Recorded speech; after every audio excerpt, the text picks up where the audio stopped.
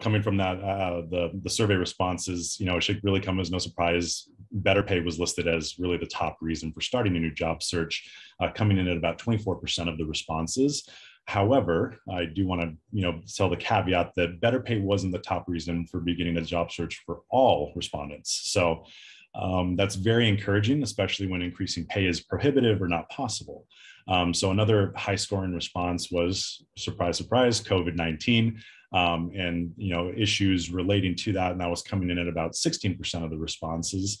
And while we've made huge strides in combating this pandemic, it really continues to remain an ever-present challenge for the healthcare industry. So making sure that we are over-communicating things that are happening within the industry, making sure that our folks feel safe in terms of our employees as well as our actual clients, really does help to address some of these issues and challenges. The next one was at about 10% of the respondents came for flexible hours or flexibility in scheduling.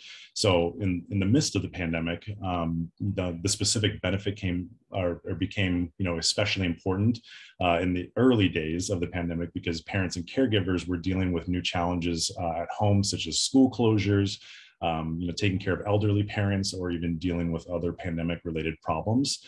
And while some of those issues have been resolved, some other ones still persist. So offering employees flexibility when it does come to scheduling or availability of hours that they can go pick up will actually go quite a long way. The next motivator was no career path or career development. So that was coming in at about 9%. And offering career advancement opportunities is really another way that organizations can remain competitive when increasing pay isn't an option. Creating opportunities for employees to participate in, training programs or continuing education programs are really great ways to increase engagement and satisfaction scores.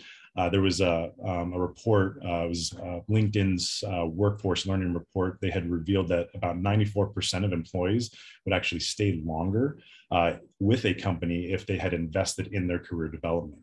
So, to kind of keep team members around, organizations really should give more of that long-term advancement opportunity and kind of have that in mind and give them those options. Mm-hmm. And then to round out the top 5 motivators, kind of like for starting that new job search, last one was better benefits, coming in at 8%. So, while some of those kind of tie into the last couple items that I touched on there, it really is just saying that, pay isn't the only thing, trying to focus on other areas that you can actually compensate your employees or offer them something that is of value to them is really what is going to help to keep them around longer. But all of these things are within our control. So these are areas where we do want to focus on to make our employees happy, so that way they do stay with us for the long haul.